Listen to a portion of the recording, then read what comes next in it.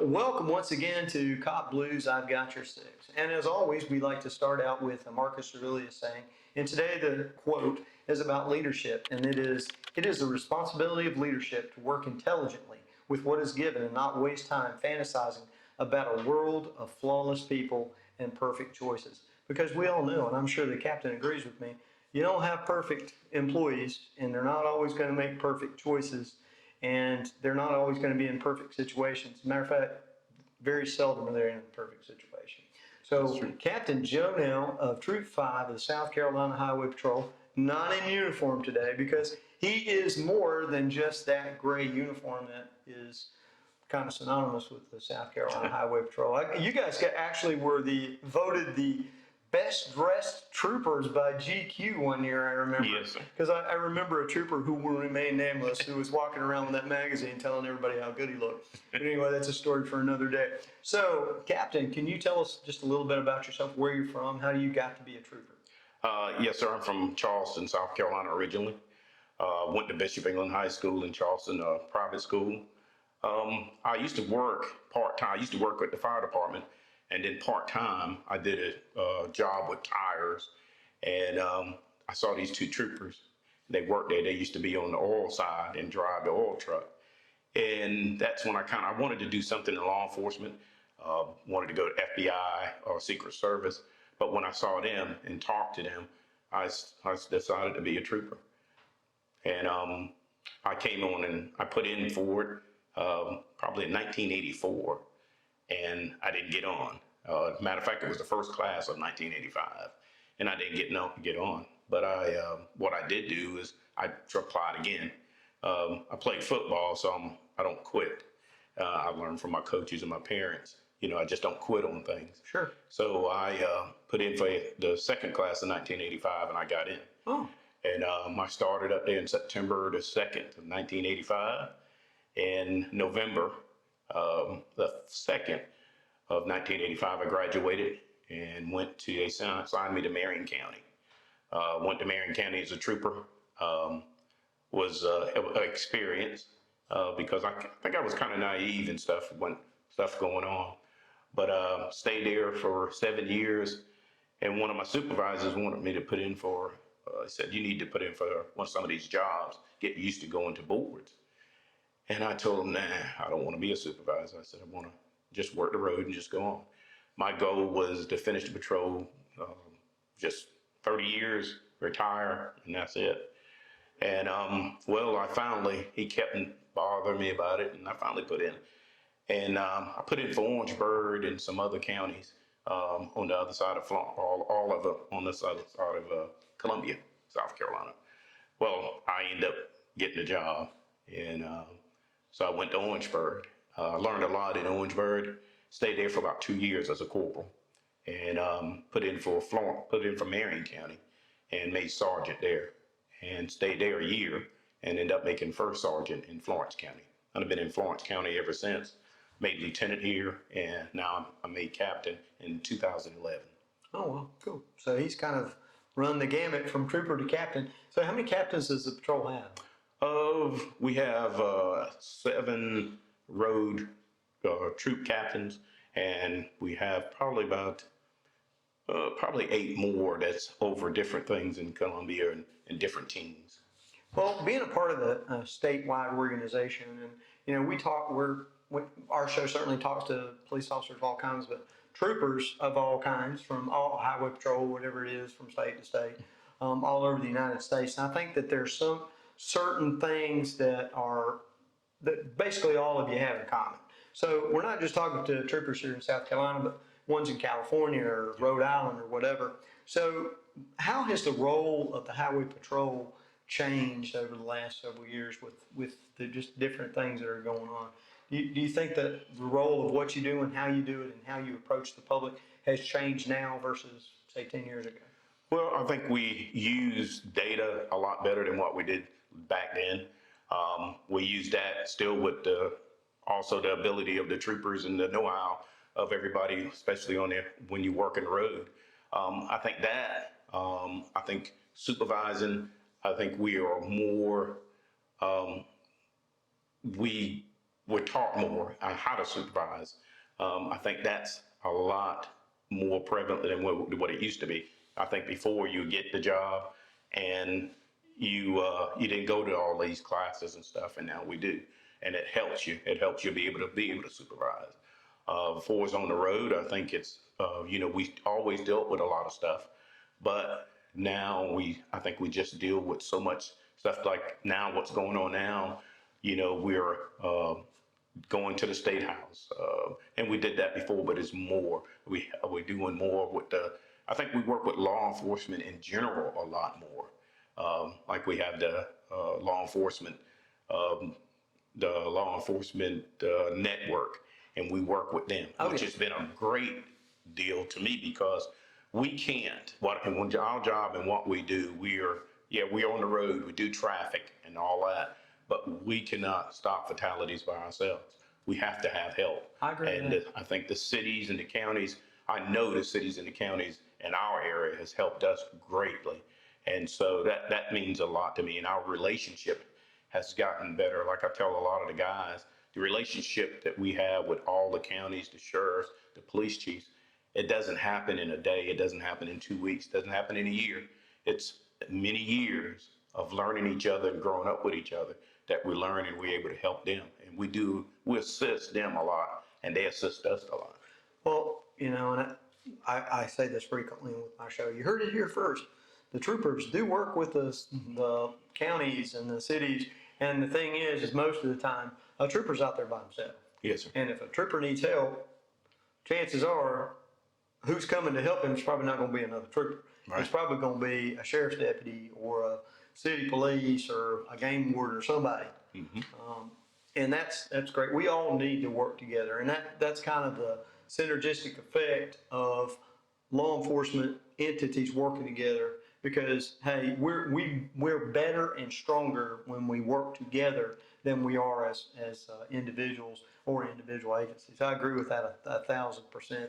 So let me ask you this, and this has kind of been a primary focus of our show, and actually is a primary focus of our law enforcement magazine, and that is suicide prevention, mistake prevention, just in general, getting our cops from day one, or troopers or whoever, from day one to retirement day without getting injured, without having something horrific happen. So how do you think morale plays into preventing injuries, to preventing mistakes being made at work?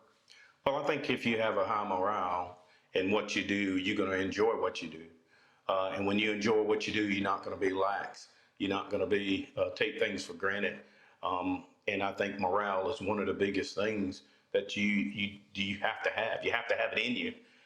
You have to have that inside of you, knowing that why you came on this job. And morale to me is being able to help people. Because if I'm able to help people, I feel like I've accomplished something.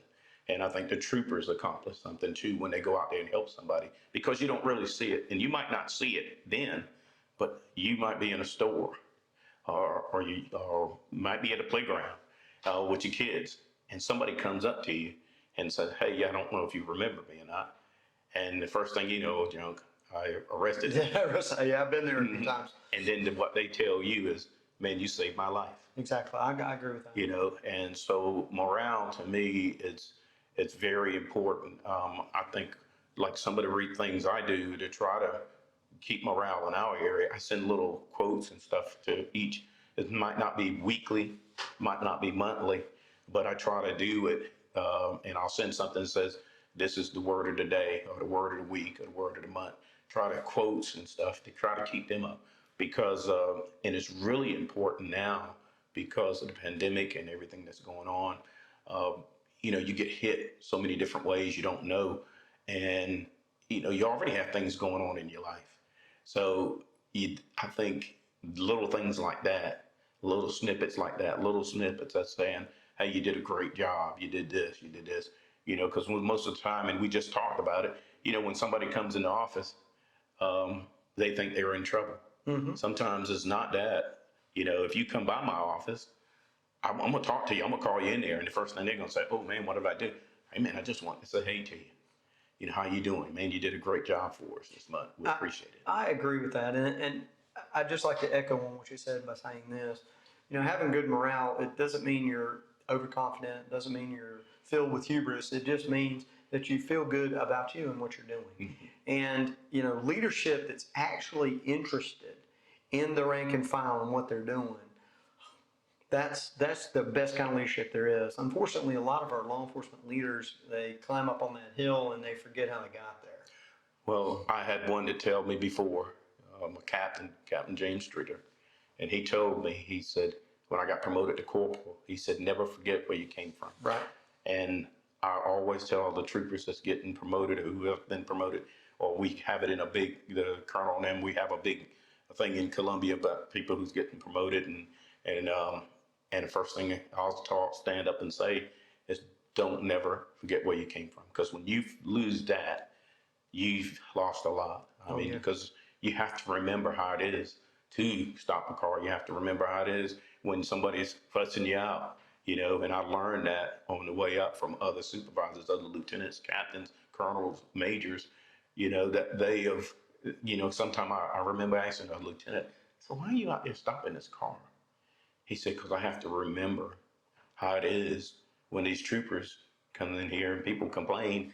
I have to remember how it is on the road. Mm-hmm. And I thought about that, and I still do it today because it helps me. It helps me remember. It helps me think about what they are going through also. Mm-hmm. And you say morale also affects the family. Mm-hmm.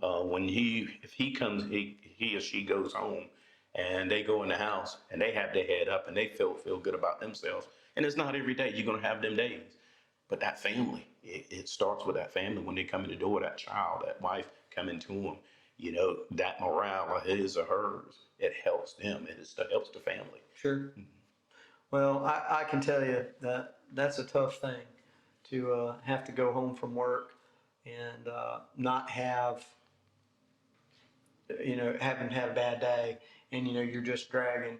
But if you have, supervisors and your, compatriots that work with you every day that kind of boost you up and continue to add positive things versus adding to that bag of woe that you carry around on your back, it can make a huge difference. Yep. And it can save your life. Yep. And that's the thing too, is, a lot of supervisors, I think that they forget that as they move along, these guys, they go from, and troopers especially, they're going from wreck to wreck to wreck to wreck to wreck, because it's horrible. Yes.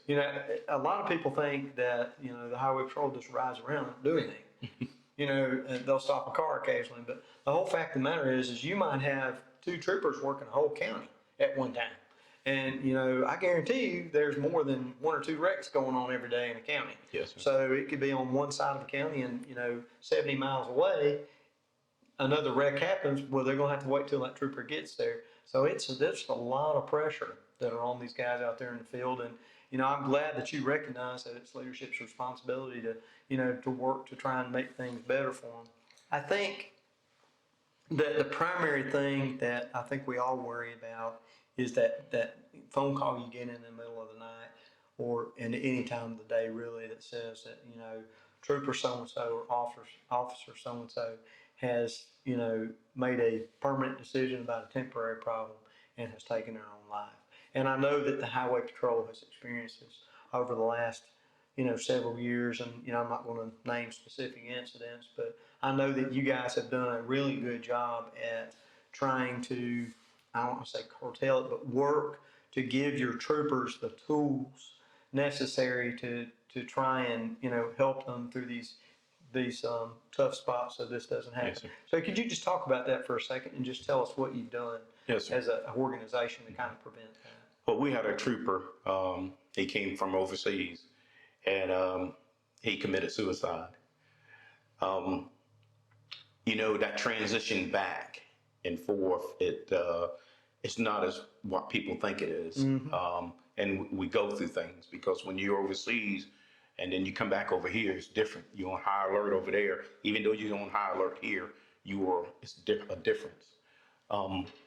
When that came about, we have a program in South Carolina. It's not called South Carolina Law Enforcement Assistance Program. That program kicked in. I think we were just starting it up, getting it, and that, because nobody saw it, and that started it. That started the program. The program started, and that started us being able to help our troopers. I went on the team myself. I've been on the team for about 15 years now, and I'm gonna tell you, when they first asked me about it, one of the troopers asked me, said, "Man, you'll be good at this." I didn't want to get on it because I was old school. I felt, and what I learned is, hey, you deal with it, and you just move on. And I learned so much now that I know that's not true. We have to have an avenue or have an out for the troopers, not just troopers, law enforcement in general, and I'm also say first responders, because I started out as a fireman, and I saw a lot of stuff, but didn't even compute in how things went, and now I see it a lot more. And but with the South Carolina League, it helped us a lot. It gave us tools. We had a what they call a post-critical incident seminar, where if you've been involved in a shooting, bad crash, or you get hurt on the job, suicide, just different people, because suicide, it not only affects it affects the whole family. Sure. It affects the guys on the job. We had another one not too long ago, a trooper. And I don't think, again, nobody saw it coming. But after you see it, after you hear it, then everybody says, well, I saw this. And because you didn't know. So the program helped us. Again, we learned a lot to help us, and we still learning. It's not a fix just like this. Nope. Because we still have to look. It's and when I say everybody, you, me, everybody around, it's our job to make sure that we listen to people. And that's the biggest thing is we don't listen. Sometimes we don't see things, and we law enforcement, and we there all the time.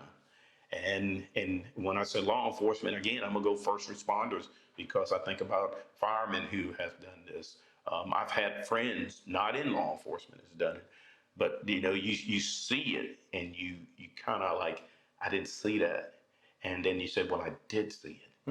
What could I done? What could I done? Talk to them, and what we are scared of, we see it, but we won't ask this question. Are you trying to hurt yourself? Are you going to kill yourself? Right. Or you want to commit suicide? Right. Sometimes it takes a little bit of something down in here to ask that person that. I agree 100%. And it is because, the thing is, and most law enforcement officers, the kiss of death is, I don't work with somebody that's crazy. And, and I remember, and I will not name the name, but I know this trooper very well, who kind of got that reputation because he was having some problems, and everybody thought he was crazy. Nobody wanted to work with him. Yep. And I think he retired and tried to go back, and he couldn't get past that stigma. And it's just sickness, just like anything else. I don't want to say it's like a common cold, but it's like any other illness.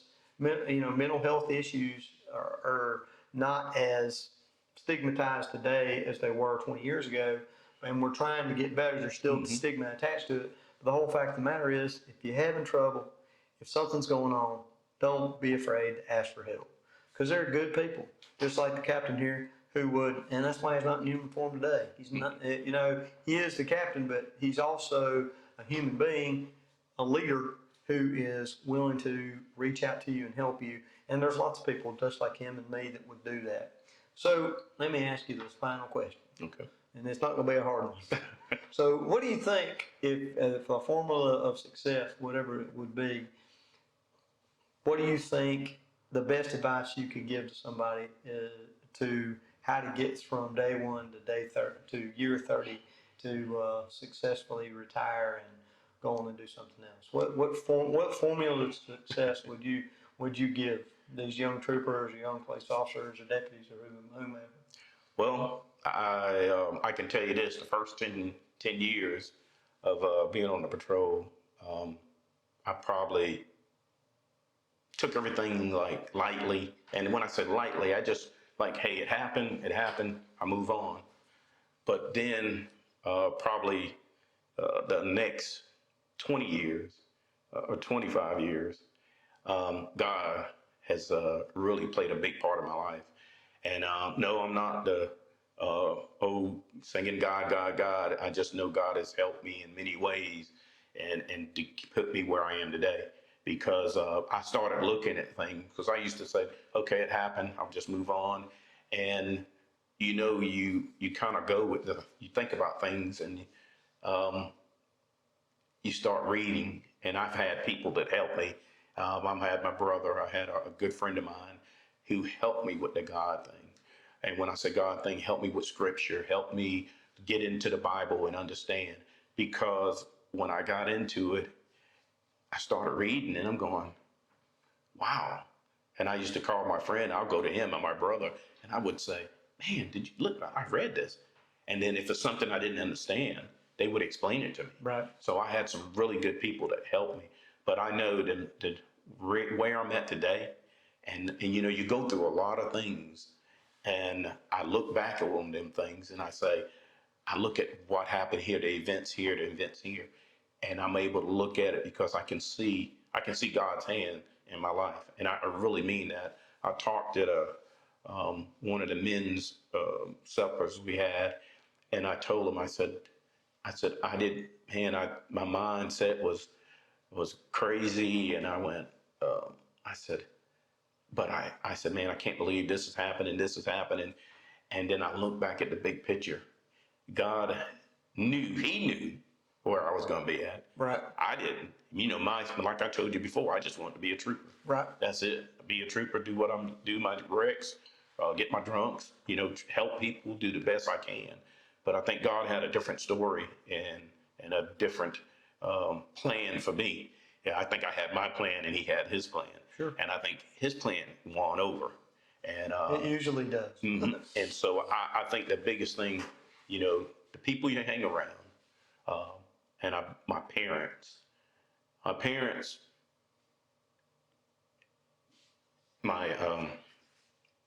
my parents and my football coach really, I think, really put me in a place back then and gave me grounds. But like I said, I was probably in that position where, I really didn't understand it. And I think, and then with God kind of closing the door or opening the door, not closing it, because he didn't close the door on me. As many things, he didn't close the door. He doesn't close the door on us. And we think that. And, but I think that's one of the major, that's why I'm here today. And I can tell you that. That's why I'm talking. I guess why I'm talking to you, because he knew before you knew, and he knew before I knew. Sure. And when you were being the chief, and I was still in Florence doing my thing, hey, we didn't know this. And I look at what God has done. He's brought us here. Sure, absolutely. And I'll say this just in closing. There's not too many atheists in foxholes, and there aren't any in high-speed chases either. I can bravely say that. So, sometimes it takes a traumatic event for us to embrace our faith. And I do think faith is an important part of finding our way from the beginning to the end. So, in closing, I'll say this. Just remember that, that no situation is so bad that you want to take or make a horrible decision like suicide. Not when there are so many people that are out here that are like us, or the people at Cop Blue, or I guarantee you thousands upon thousands of others who will help you. So once again, we thank you for tuning into I've Got Your Six from Cop Blue, and we'll remind you once again to like us, follow us, and subscribe to our channel. And in addition to that, just remember the most successful thing you can do at the end of every shift is to hit that clock and go home safe. And we thank you once again, Captain. Appreciate you. Thank you so much. We appreciate the conversation, and we continue to hope you have many good years, or as many good years as you'd like to have with Uncle Joe. Thank you. All right.